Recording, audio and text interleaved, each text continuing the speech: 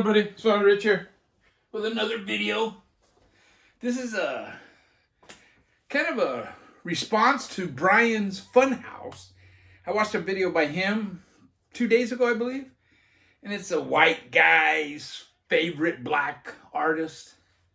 And I thought I would jump on that, you know. I'm not one to usually segregate my music. I mean, most of these records are mixed in with my rock, metal. You know, I put them all. I mean, the only ones I segregate really are jazz, blues, reggae, and punk, and then all the rest is all. Anyways, you don't care about that.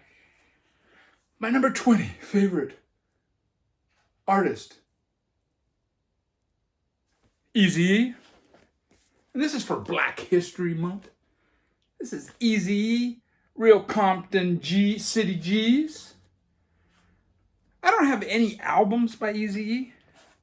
I have several of the 12 inches. This is Any Last Words. This is one of my favorites, man. It sounds fantastic. It sounds kind of like funkadelic, that one does. And then this one here, you got Creep and Crawl and Sipping on a 40. Creep and Crawl is fantastic. This is my only 12-inch that has a picture of Eazy-E on it. Right here. The dude from NWA. And on the back, these are the other guys on this record. And this is basically NWA minus Ice Cube. Now, when Straight Outta Compton came out, it kind of blew me away, man. It's hard-hitting, aggressive, and I really dug it. And of the rappers in the band, Eazy-E was the one that kind of stood out and I kind of liked the most. Kind of like on Beastie Boys, you got Ad Rock with that snotty, snarly voice. But yeah, I've met some guys that said, man, like Dr. Dre especially, he goes, they were surprised when that came out. And he's going, huh, is that the same guy, you know? That Jerry Curl guy that was playing disco a year ago? And here's my last one I'm going to show. Number 19. Favorite black artist is War. This is The World is a Ghetto. Here's a good shot of the band. My very first concert I ever went to was Eric Burdon and War. You know, I really dig these guys. Did I just say this is my favorite album of theirs? I think it's their best. That was followed by Why Can't We Be Friends? Probably the weakest song on here is Why Can't We Be Friends? And then finally, we got Delivering the Word. This one has a live version of Me and Baby Brother, which it was only released before a live version.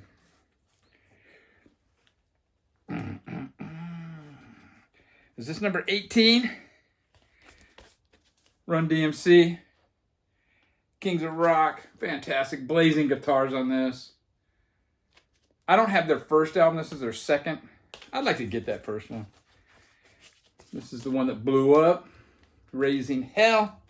With the single with Aerosmith on it. And this is Tougher Than Leather, the follow-up to that.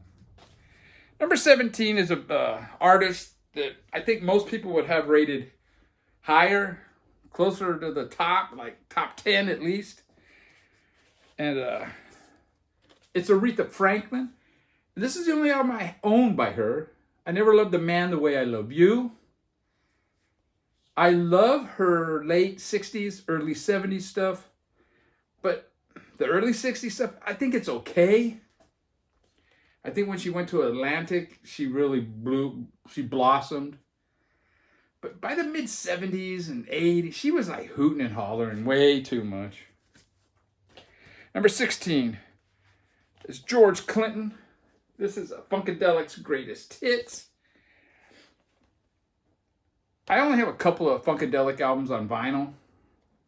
I have probably their first 5 or 6 on CD. I have more Parliament on vinyl. This is probably when they really blew up. Mothership Convention.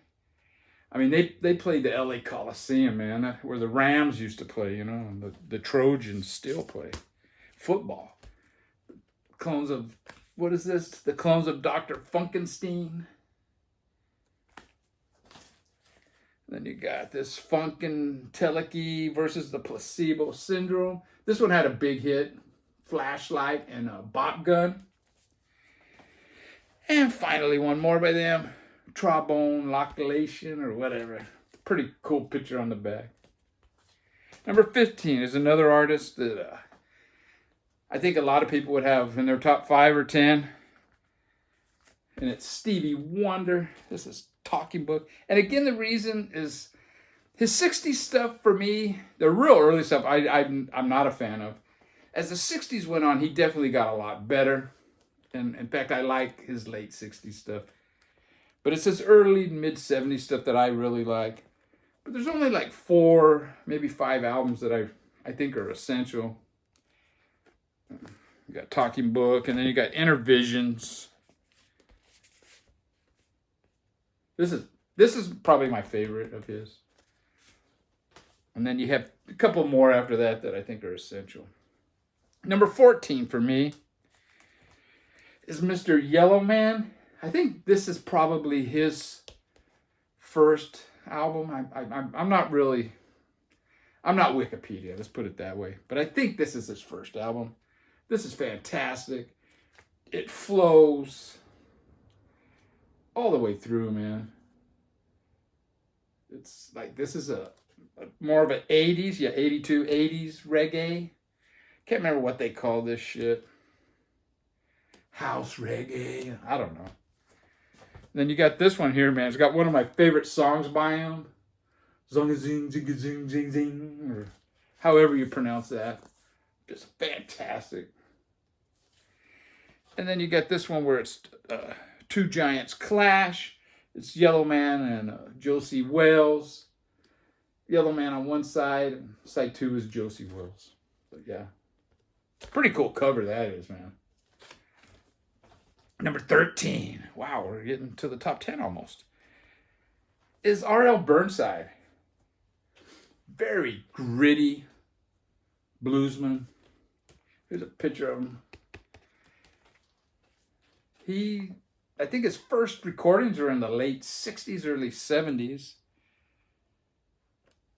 He gets into a groove and just keeps with that groove, real electric. He has some acoustic stuff that was done earlier than this. It's an interesting band. It's a 3-piece band. His nephew played drums. He was in his 20s.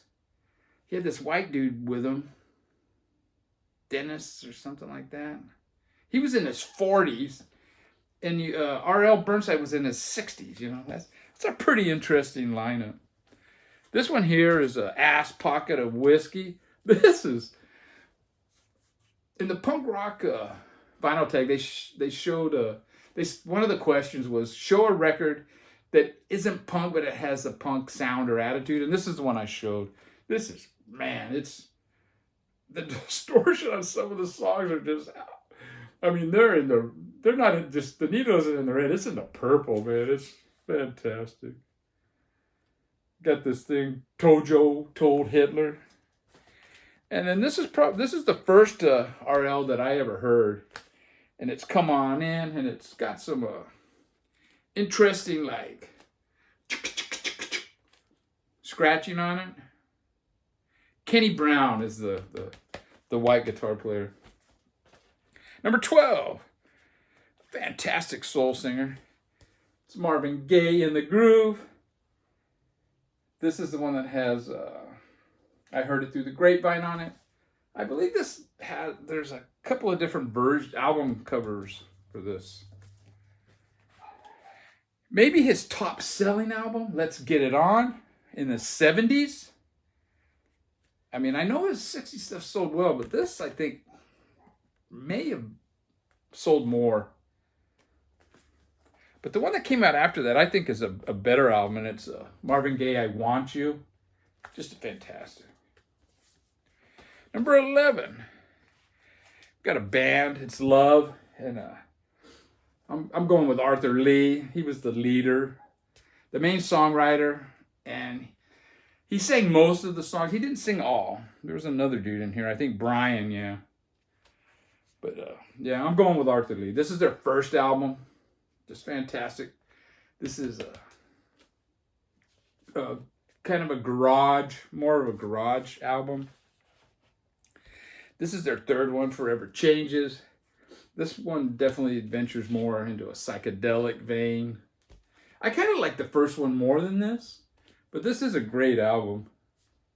It's got like Alone Again or maybe that's one of the best songs. Okay, we're in top 10 territory. And this might be, some of these are not going to, especially when I get to the bottom, they're not going to be a surprise to people. This one might be. And my number 10 is Herbie Hancock. This is one of his albums from the 60s on Blue Note. It's Speak Like a Child. Just no pictures of him, just these two kids, you know, probably in New York. The first album I ever bought by Herbie Hancock is I bought this one when it came out, and it's Herbie Hancock Sextant. I think this is the one that came out right before Headhunters, the one that kind of blew up. I say blew up. It wasn't like a top 40 hit or nothing. But yeah, this is fantastic, man. And you got Patrick Gleason on synthesizer treatments. This is pretty wild. And a great album cover. And the one that came out after Headhunters was Thrust. Yeah, I was lucky enough to see these guys a few times live. And I think 3. And 2 of the times I saw them, the opening band was Passport, the band from Europe. Number 9. I'm going to go with Curtis Mayfield. Now, the first album I ever heard by Curtis Mayfield was that live album, which may have been his third release. I think Roots came out, and then this. This could have came out before Roots, but I don't think so. This is a fantastic album. Some of the arrangements on this I don't care for. This is the one that really blew up for him. This did have some top 40 hits, lots of them. You had Little Child Running Wild, you had Pusher Man, Freddy's Dead, and Superfly. Those 3 songs all got lots of radio play. And that's a 2 LP version with the other album is pretty good. It's like outtakes and stuff. But the one that came out after that, I think is just as good, maybe better in my mind. I know people are gonna say that's crazy, but side 1 of this I think is fantastic. And my version is autographed by Mr. T. Number 8. I'm going to go with Otis Redding. Maybe the best soul singer ever. He could sing the phone book and it would sound heart-wrenching, you know? As Coco's barking in the background. That dog's a maniac. I'm going to have to take him back to the psychologist, you know? But yeah, this is the album that had his number 1 hit sitting on the dock of the bay right after he died in a plane crash. This is Love Man, Otis Redding. And finally I got the immortal Otis Redding. Number 7 for me. Howlin' Wolf. This is Moaning in the Moonlight. I believe this is his first album. And it's basically a compilation of 50 singles. Most blues artists were not releasing albums in the 50s. They were just releasing singles. And this is one of the first. But yeah, this is fantastic. 51 to like 57, I think. Just a great out record. This is a 70s reissue. And even these are getting kind of pricey. And the other one I'm going to show by him is his, I believe this is his second album. And I think it's the same thing. It's a compilation of 50 singles. And I think these came out like in the late, like 58, 59-ish. There's a picture of them there. That's cool. My number 6. I have a lot of records by this guy. But I figured I'd show the one that Bobby Gass hates. Or he hated it when he bought it. It's James Brown, Grits and Soul. This may be his first instrumental album. But I love it, man. It's fantastic. They really got a groove, and he was a decent organ player, you know. And then you got this one here. There it is. This is more of the 70s funky stuff. Probably my favorite stuff. I know there's two camps, you know. Some people like the 60s more soulful and croony stuff. I like the funky stuff. And this has a song, Talking Loud and Saying Nothing. That reminds me of somebody on a live stream, a daily live stream. And then I'm going to show this Doing It to Death comp, 1970 to 1973. Pretty good. Pretty good stuff. Now we're into the top 5.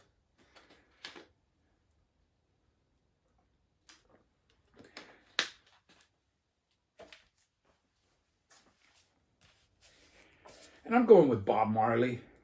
Just fantastic, dude. This is Natty Dread. This is a great album. One of his best.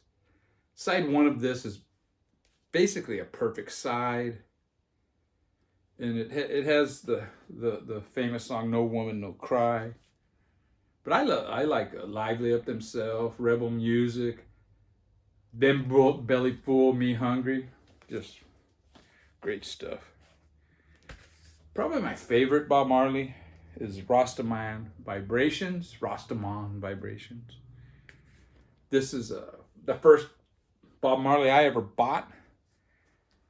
And this is when he blew up in England and the States, you know. Ooh. Got some weed in that one. But yeah. The summer that this came out, I played it a lot, man. Rolled a lot of doobers with that album cover. And finally, we got this one here, Kaya. And this has Kaya and Is This Love?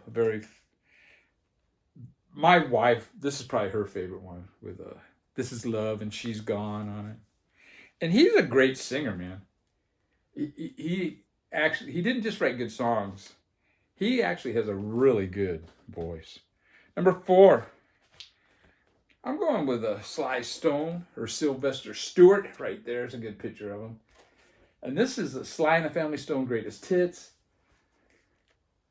While they were working on, there's a riot going on, they released this to fulfill a contract obligation. And this is a fantastic greatest hit. This is a good starting point.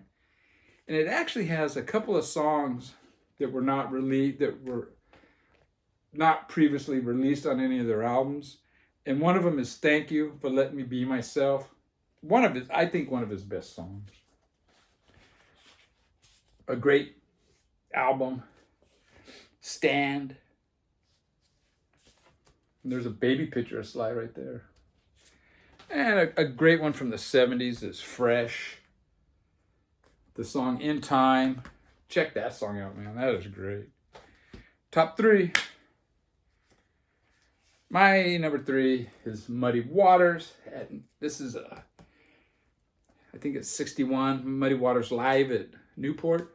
Now I just did a video of the 30 great, I didn't say greatest, just 30 great live albums. And I could have started it with this one, actually.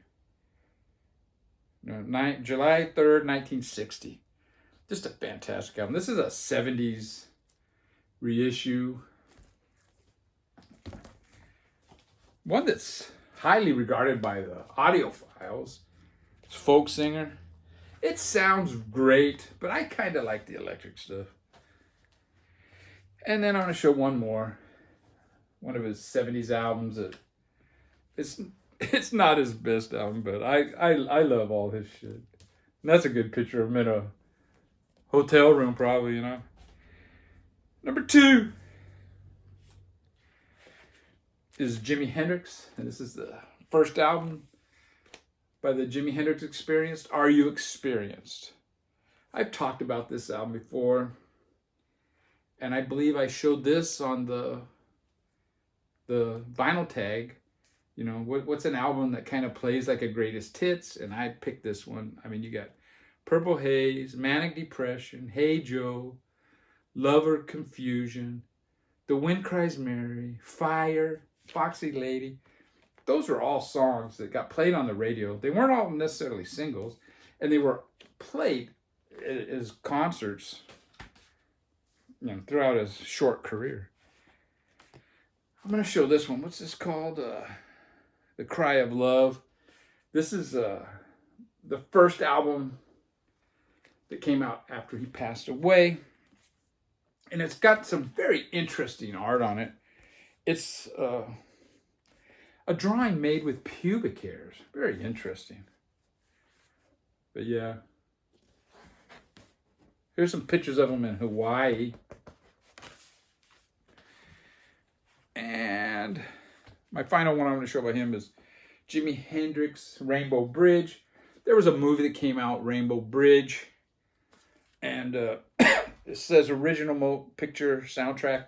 But actually, none of these songs are in the movie. So this might have been the second record that was released after he passed away. And my number one is Miles Davis. This is Miles in the Sky. This is a great picture of Miles right there. This is the first album of his that featured electric guitar. And it's only on one song, and it's by George Benson. So it's not crazy guitar by any stretch. And I don't see when this came out, but whatever. Cool pants, man. I had some pants like that in the 70s. Miles Davis, Big Fun. This is a double album.